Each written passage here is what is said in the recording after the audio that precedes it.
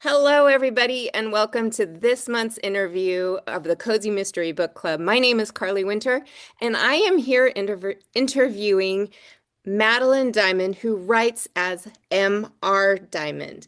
And it's so lovely to meet you. I wanted to tell everybody a little bit about Madeline. After a stint in professional orchestra, law firms, cat rescue, bookkeeping, and technical communication, Madeline returned to a childhood dream of writing fiction, which has turned out to be about musicians, lawyers, veterinarians, accountants, and of course, cats. It's wonderful to have you here, Madeline. Thank you, Carly. So let's just jump right in. Can you tell me what authors have influenced you in your writing career? Yes, I started with mysteries like Trixie Belden and the other childhood mixed mysteries where nothing bad ever really happened, but they found the jewels or cleared somebody's name or did something nice for them. There were a lot of, well, Trixie was one of my favorites because it was a group protagonist. You know, she and her brothers and friends did all these great things.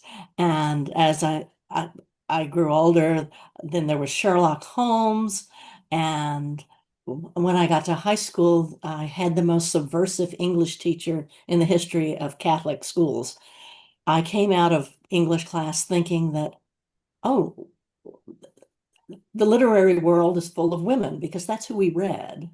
Hmm. And and she greatly influenced me and got me to reading New Yorker for a number of years. At the same time, my father is giving me Nero Wolfe and Earl Stanley Gardner, and which you can see a little bit of conflict there. And it extends into my writing today when my writing group says, would you please just tell us what happened? Forget the metaphors, forget all this illusion. Just tell us what happened. So, yes, I wouldn't say that that's the best training for a genre writer, but that's what I got. I modern authors I particularly like are Louise Penny, Rhys Bowen, Sue and Richard Albert. Um, also, I'm a great fan of Sir Terry Pratchett, who actually did work a lot of mysteries into his books, and Ben Aronovich, who Hmm. who does the same thing but differently. But Well, great. Um, can you tell us a little bit about the book that you're giving away this month? It is the Black Orchard Enterprise Mystery Series.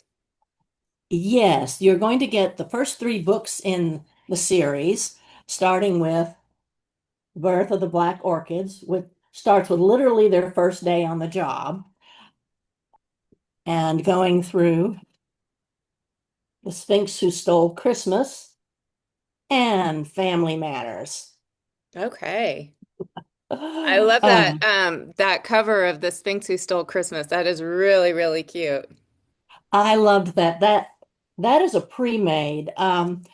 I finished book one and I had even ordered the cover for book two because I knew what it was going to be.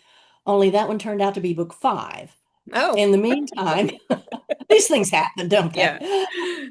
In the meantime, I saw a pre-made uh, of can are we seeing the cover well?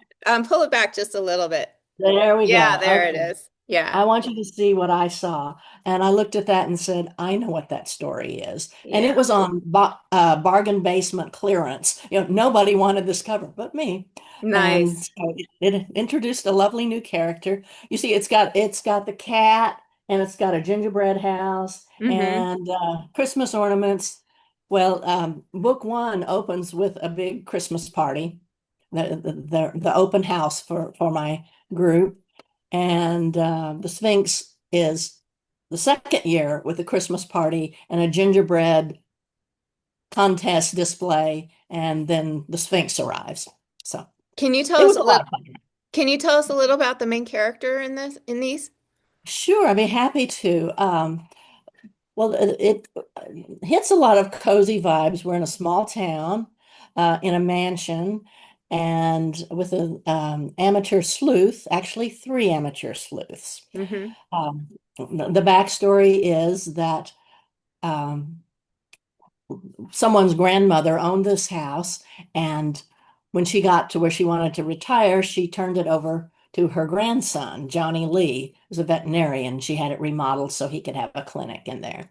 And he invited his friends, Diane Cortez and J.D. Thompson, roommates from college, to come out to the sticks and, ply their trade. And they were such um, everyone quit their high-powered jobs and moved out into this little town where they don't know how they're going to make a living. But, by God, they're going to try because they're pretty sick of student loans and corporate life and so they said that book one starts with them with the grandmother introducing them to the town. Here's the new people, they'll take care of you, because she was very much doyenne of the town, Hmm. and now it's their job. Um, and so we have, particularly Johnny is quite on the edge of amateur sleuth. He volunteers to be assistant justice of the peace right away. And in Texas, that is amateur. The justice of the peace is an elected position, and then they give you 2 weeks of training for it. And you see why it's an amateur thing. Yeah. And the part that Johnny takes over is the part where you declare dead bodies dead Hmm. and declare whether or not there needs to be any further investigation. And the elected guy who was a manager of a local restaurant just wasn't into that, so he was glad to turn it over to Johnny. But the problem is Johnny thinks everything should be investigated. Ah, And okay. right. So, All so right. they butt heads quite a bit. Okay. The way that works in real life is quite often the justice of the peace accepts what the police tell him. Hmm. Yep, got a dead body over on Highway 20, Hit totally and natural run. causes. Yeah. Yeah, yeah, yeah. Totally suicide with 3 bullets in him. Yep. That All sort of right. that kind of thing can happen. Anyway, Johnny is not putting up with that, so you're seeing where we're going to have a bit of conflict with that. Yes, yes. And then he's got the whole group to investigate with him. Is that the way it That's is? right. Okay. JD is the attorney, and he quite frequently goes with Johnny on these calls to get him out of trouble with the law enforcement, and then see what they can work out. All And right. Diana is the accountant and the money whiz, and she keeps trying to make them a going concern as opposed to giving away everything. So, Well, great. We actually had some of your newsletter subscribers write in for some different questions. Should we see what they had to yes, ask you? All yes, right. that would be great. Um, the first question we had was from Beth, and she wants to know how many cats you have. Okay, it depends on what week we're talking about because I have been with Austin Siamese Rescue for decades now, and I think 30 is my top. Oh, wow. Um, wow. So, well, in the spring, if you get a mother cat from the shelter or from off the street, their natural state is pregnant, and Hmm. I have volunteered quite often to say, "Oh, that looks like a nice little girl cat. I'll take her," and poof, we have kittens. Yeah, I have a So friend who does cat rescue, and she's got a two-story house, and her whole upstairs is dedicated to mommy and babies, and it's so sad. but I feel much better when they find homes, and Yeah, yeah, yeah, but definitely. Well, it's yes, nice and that yeah, you do that. well, thank you. Obviously it's a deep calling, and my characters ended up rescuing quite a few cats too. Yeah. Um, It's so always so that's it's a fun. it's always nice when you can put real life into your books, and I think it works nice for the author and the reader. I hope so. Yeah. I get to make things come out the way I always wanted them to come out. All the cats find a home, nobody dies, and and everybody's happy. Right, right. So, All right, so let's move on. I'm sorry. Cynthia wants to know if Beecham is real.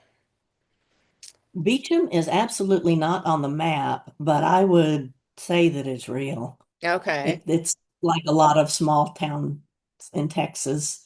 A lot of them do have a mansion, the big house, and normally they become municipal offices or they are event centers. So mine is a bit unusual in that people actually live there, but the town seems to consider them their event center and gathering spots. Okay. So, yeah, I frequently get questions. Could that really happen? It's like, yeah, and it did, and I'll give you a date. But I lived for a while in Bartlesville, Oklahoma, which is one of the towns that Tuna, Texas is based on, the Tuna, Texas plays. Mm-hmm. And the condition that the author made was that they never be performed in his hometown. Oh, wow. So yeah, I never wanted to be in that position of having said things that people might not like about their town. So Right. totally fictional town. Yeah. Yeah. Yeah, Kind of. kind of. I do combine it with a mixture of real and imaginary. And if I'm praising something to the skies, that's probably real. If Yeah. it's something they didn't like, no, I made that one up. Well, Right. no, I didn't make it up, but I gave it a new name. So, Okay. Um, so I found this interesting. Marjorie wants to know, as you come from a science fiction background, how did you come to write cozy mysteries? well, several years ago, I was doing deep soul searching and thinking about mortality and like, how much time do I have left to write? And how am I going to get my books out there? And what do I really want to write? And I'm glad to hear of somebody who knows my science fiction. I do have short stories out there that close to having a novel published, but I won't tell that story because people cry when I do. But so, but when I got down to it, it's like, well, mysteries were my first calling, and um, I just went back to that. I said, let's try this. During my 20s, at my real jobs, I took my lunch hours and I would write. And they were mysteries, and I pulled them out and I said, oh, these characters would work, and went that way with it. That's So, great. That's great that you kept them like that. I used to do a lot of writing in my teens and my early 20s as well, but I never kept anything. oh, So, I yeah. I treasured it. Must never Yeah. let this go. Even if it would really embarrass me now, I no. I didn't say I was going to publish it. Yeah. I want to have it. Oh, that's great. That's great.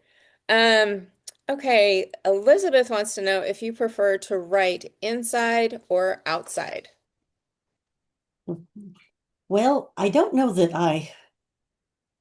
I try not to prefer. I have trained myself to write anywhere. I carry a notebook with me, and I have a laptop. I Most of my actual putting the book together is done inside on my desktop. But yes, it's nice to grab the laptop and go sit in a restaurant. And lately, I've been trying to spend more time outdoors. And my goodness, you can take a laptop or you can take a notebook and write there too. So, Yeah. so I would Yeah. say everything, everything. Yeah. I I like being outside as well, but I find it very distracting. I can't if I take my laptop out there, I can't do it. I've always, oh, I got to pick that weed or oh, that bush needs some water or I can't yeah, I can't hold it together when I'm outside.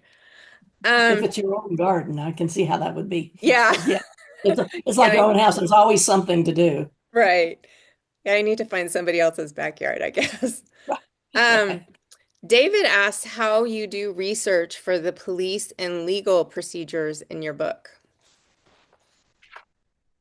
Well, my friends are a great resource.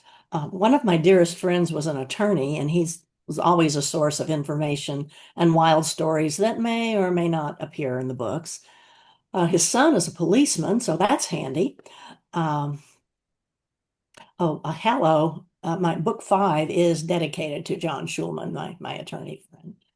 Um, and my writing group is a great source. I ended up in a writing group with an attorney, a veterinarian, and an architect.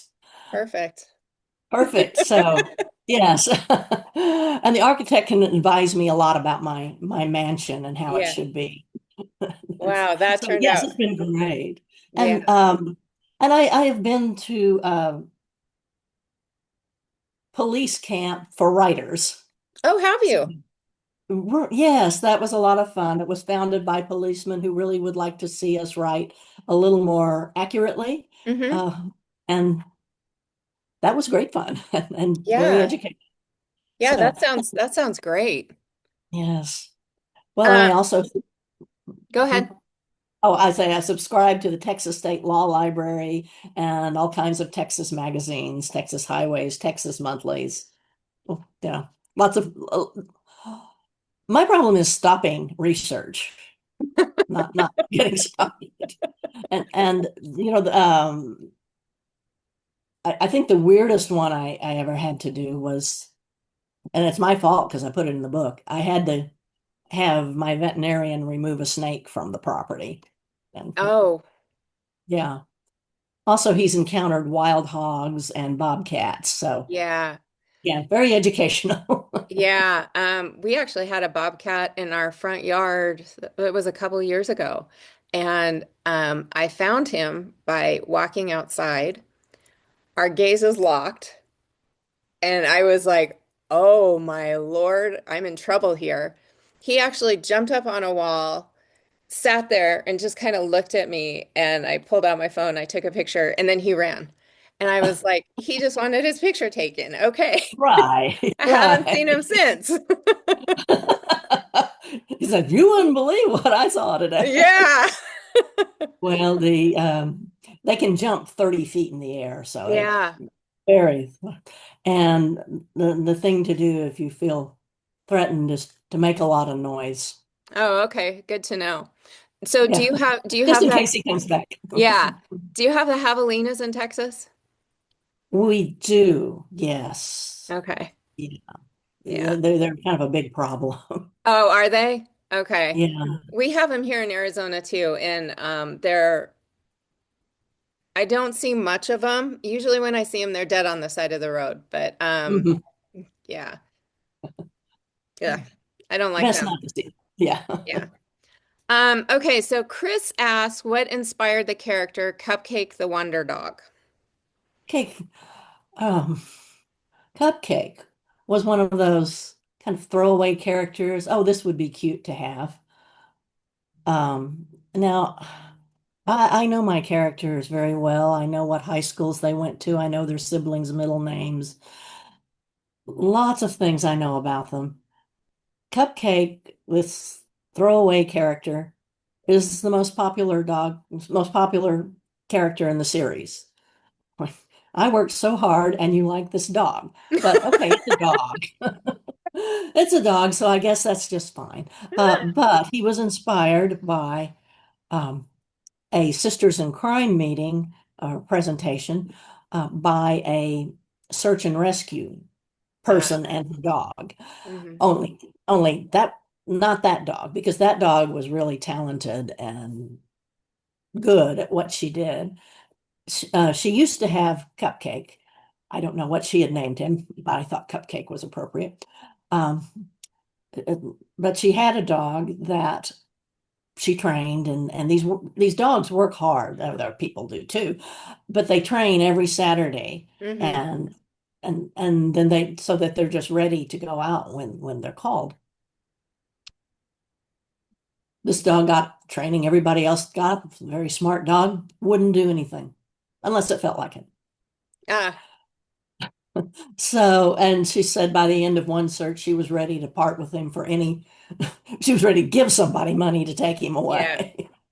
Oh, So I inserted my fictional policeman who thought Cupcake would be a great police dog and gave her $20 for him. So oh, that's how Cupcake got into the series. And of course, being the most popular character, she has to keep coming back. yeah, yeah, It was, yeah, in book 6, I introduced a service dog, and that doesn't mate well with the chaos that Cupcake brings in her wake. yes, Yes. yes. Occasionally she does do her job though, and so that's good. That's good. Yeah. Okay, so moving on, James wants to know why you as a white woman would write about such a diverse cast, a Mexican American woman, a Jewish Vietnamese man, and so on and so on. Well, you could look back and say maybe it's my parents' fault for sending me to Sunday school to sing Jesus loves the little children of the world, red and yellow, black and white. You could say that, or in grammar school when Cuban refugees came in and our teachers told us we would be welcoming and we would, help them adjust. And it could be moving on to junior high school when we couldn't field a softball team during Jewish high holy days. And my high school experience were only more diverse. Um, where I live now is in the middle of Central Texas. We have the University of Texas, which you not only have all the uh, um, diverse people that would be here normally. I live in a town where the majority of people were born in another country. Hmm. So, but the University of Texas brings even more international people over. So I'm saying this is what I see, Hmm. and I think everybody needs to be represented. And the real bottom line, I think, is when uh, and my stepdaughter adopted an Egyptian baby, and I couldn't wait to share all my childhood books with her. But I reread them first, and I was just blinded by the white and saying, how is she going to relate to this? So I did take a Trixie Belden and wrote it, recast everybody into other cultures. Hmm. And and she was thrilled, and she told her mother once that she really likes the books I give her because there's always somebody like her on the cover. I'm going, Yeah. that's what we're going for. So I'm Okay. hoping whoever you are, whatever your color, your culture, your abilities. I hope you see yourself in this. That's great. So, what is next for your writing future? Will they be where there will ah where will there be more Black Orchid stories? There definitely will. Let me see if I can share something with you. Okay. Here we go. Okay. Oh, Um, wow. Something Buried, Something Bloomed is book 7, and it is back from the editor. I'm doing my revisions and expect to turn it in a week or two. And let's say April, the latest, it's going to be out. Nice. I'm working on a um, historical novel set in the 70s of Johnny's grandmother when she first came to this town and bought this mansion and started this tradition of Christmas parties for the whole county. I've also gotten back from the editor the first in my New Orleans Noir series, um, a take on Philip Marlowe, but instead of Philip Marlowe on the mean streets of San Francisco, I've got Lou Delacroix on the mean streets of New Orleans, which are just mean enough for anybody. But Yeah. Lou is her full name is Marie Louise Delacroix, so it's going to be a bit different than the things Philip found. I love the And title. great. I assume you see the connection between the Maltese falcon and the rude bird. Yes, yes. I love it. Well, and if you go to my website and sign up for my newsletter, then you'll know when these things come out. So Okay. And where can people find your books, Madeline? Just about anywhere. Okay. Certainly at my website, but all of the main outlets, all Kobo, of the outlets, Kobo, Google Kobo, Play. Okay. drafted. Yes, I think you can. I think Hoopla has them all now too, so Oh, you great. might be able to get them from the library. Okay. But yes, Amazon, Barnes and Noble, Kobo, um, and then I start forgetting the Apple, Apple. Okay. Apple, Google. All right. That's Everyone nice. that I can find. How about that? Oh, Okay. Bookshop. Bookshop is new, and they have the full set as well. Okay, great. Well, it's been a pleasure to get to know you today, Madeline, and thank you for taking the time to talk to me. And we're looking forward to reading your books that you are offering to the Cozy Mystery Book Club this month. Thank you very much, Carly. It's been a pleasure to be here. Thank you.